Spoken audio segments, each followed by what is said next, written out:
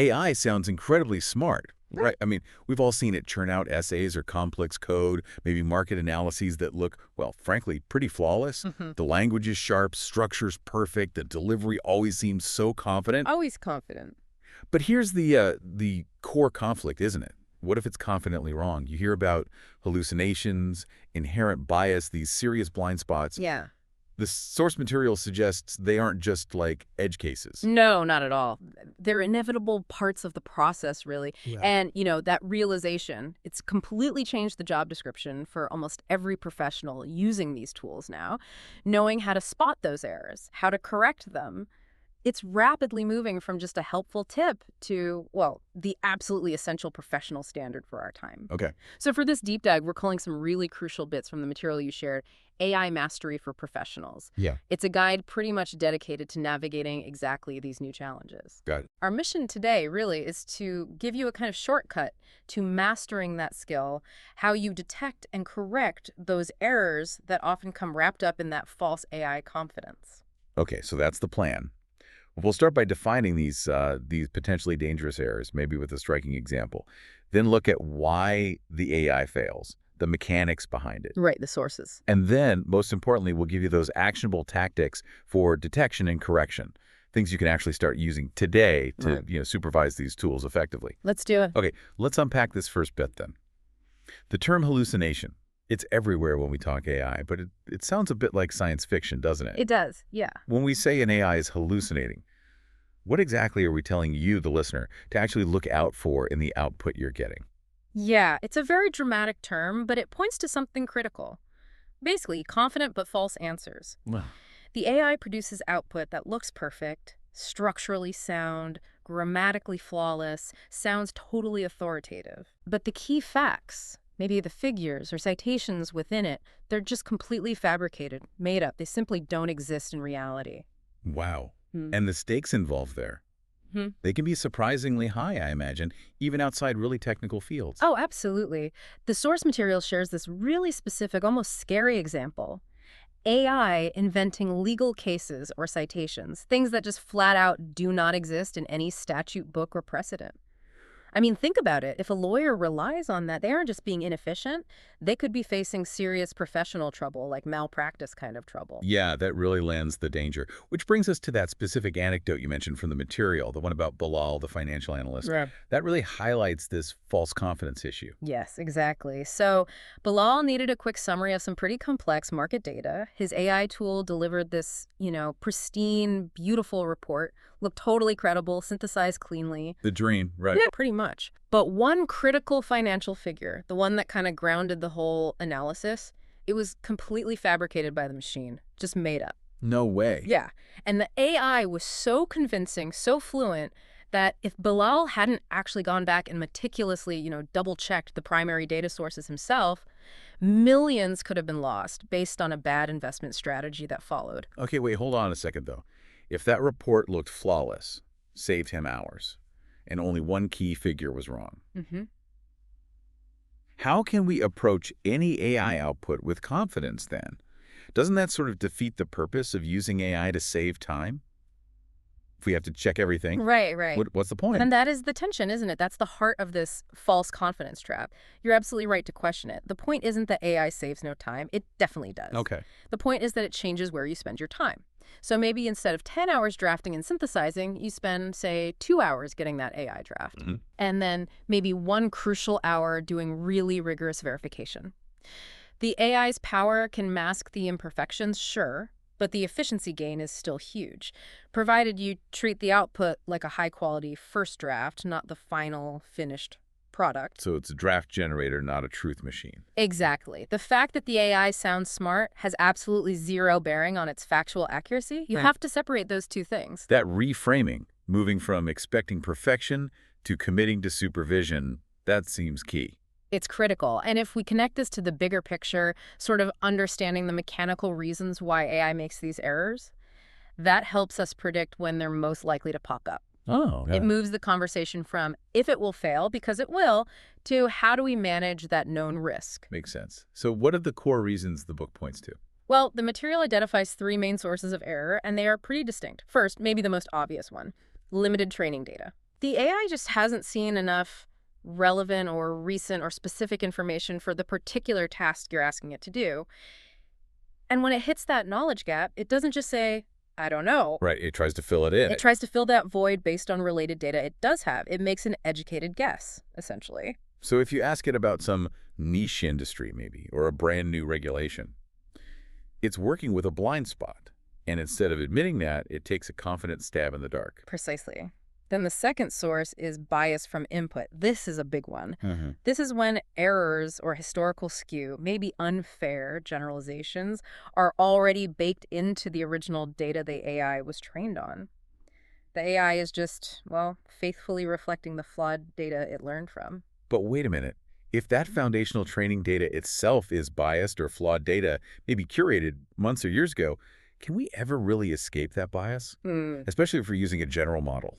That feels tricky. It does feel tricky, maybe even unsolvable at first glance, but it's Yeah. manageable. You probably can't escape the historical bias completely, no. But knowing it exists lets you craft better prompts. You can specifically ask the AI to consider multiple perspectives or explicitly tell it to avoid certain generalizations are common in older data. Mm. Just knowing about that embedded bias gives you some power to counteract it. Okay.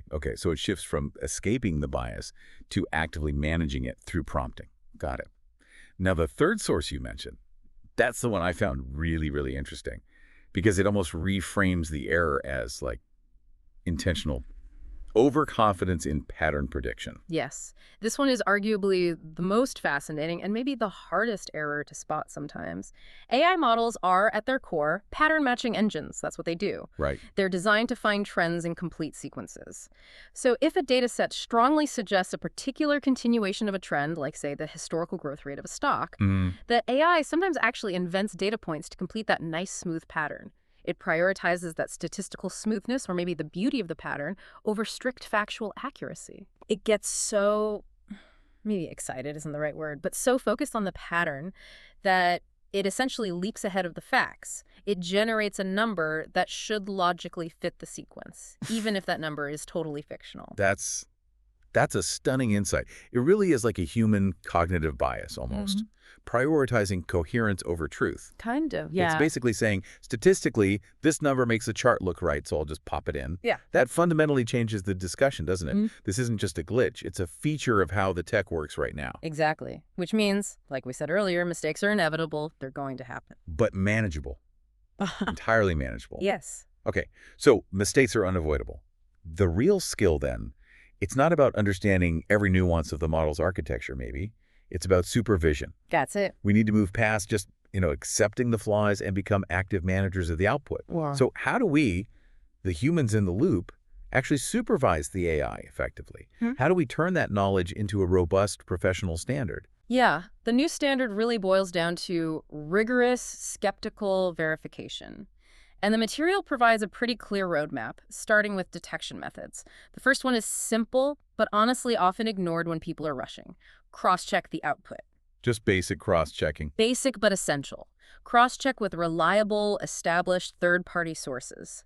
If the AI gives you high-stakes info, financial figures, legal stuff, medical dosages, you must check against the primary source every single time. No shortcuts. Okay, but that assumes we know the primary source exists, right? Yeah. What if the output is pure synthesis, pulling from lots of places? Good point. And that's exactly why the second method is so critical. Ask the AI for its references, citations, links, whatever it claims to be using. Make it show its work. Precisely. If the AI can't give you credible, verifiable sources, or maybe the links it provides are dead, or worse, they lead to sources that don't actually support the claim it made. That's a massive red flag. That tells you you're likely dealing with a fabrication, not a real summary. You're essentially using the AI itself as a detective tool against its own potential errors. Clever. Yeah. And the third detection method feels very pragmatic, using multiple AIs. Right. Use multiple AIs for verification. Think of it like getting a second opinion, but from a parallel, potentially even adversarial AI process. Okay. If two different large language models, maybe trained on different data, disagree on a core fact or figure, you know immediately that information is ambiguous or maybe outdated or just plain invented. And that's your cue to step in and find the ground truth manually. Okay, detecting errors is half the battle. Yeah. Now, how do we proactively guide the AI away from making them? the correction tactics. What specific techniques does the source lay out there? Right, proactive guidance. The first tactic is all about prompt engineering, but with a specific focus on verification. Reframe your prompts. You have to build the oversight right into your request from the start. Well, instead of just asking for, say, a summary of market data, you prompt the AI much more specifically. Something like, provide sources with links for every single data point. And if a source cannot be verified, clearly mark that data point as speculative. Ah, so you're forcing accountability in the prompt itself. Exactly. You're forcing the model to operate within verifiable constraints.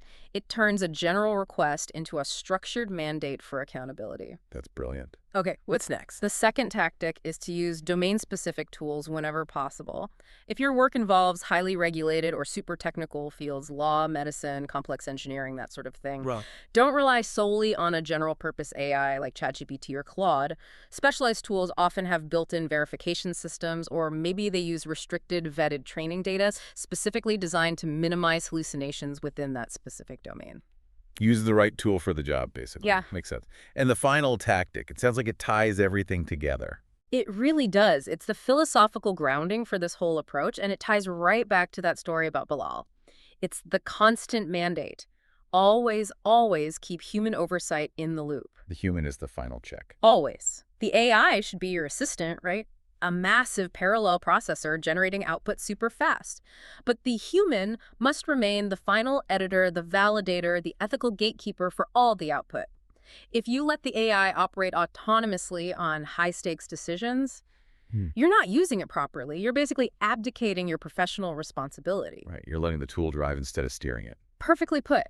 And this leads directly into the necessary professional mindset shift that Bilal, in our example, had to adopt. We need to move away from expecting the machine to give us perfect information every single time. That's not realistic right now. So what's the goal instead?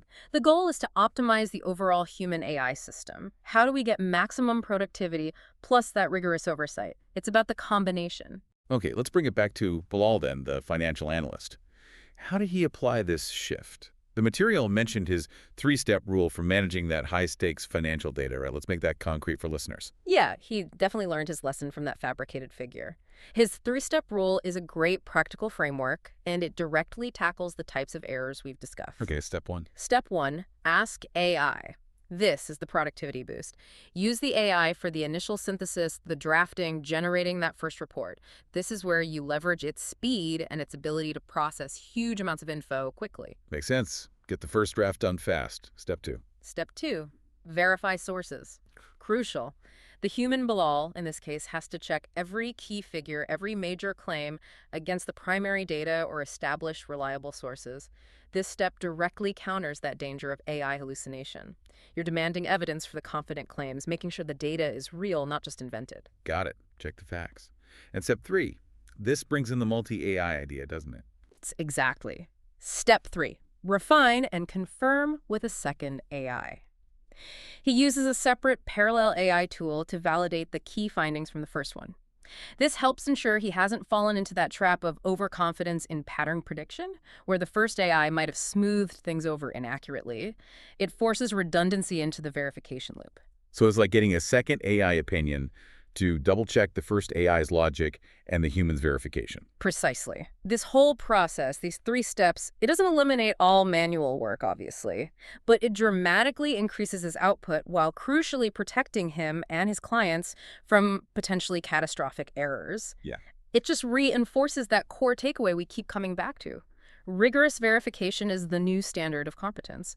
The true master doesn't avoid AI because it has flaws. Yeah. He supervises it. He strategically uses its incredible strengths while actively mitigating its known weaknesses. Okay, so wrapping up our deep dive then. The main message seems to be AI mistakes, they're going to happen, they're inevitable, part of the current tech. Yep. But they are entirely manageable. You manage them through proactive prompting, demanding accountability from the AI, and through rigorous human verification, always treating that AI output as a first draft not gospel truth. Exactly. The power lies in setting clear boundaries and maintaining that essential oversight. It really changes the whole operational mindset, doesn't it? Completely. Look, AI isn't flawless, but let's be honest, neither are humans, right? True enough. The secret to using this technology successfully, at least right now, is effective collaboration. Mhm. We need to stop thinking of it purely as a replacement and start seeing it as this incredibly powerful but definitely fallible partner. A partner whose strengths we use and whose weaknesses we need to manage. We need to govern its weaknesses. And, this raises a really important question for every professional listening. How do we actually move from just sort of experiencing the AI hype, playing around with it, Hmm. to establishing practical, defensible governance over its output within our everyday workflows? Because that governance, building those reliable processes like Bilal's three-step rule, that's the next real step to true AI mastery in the professional world.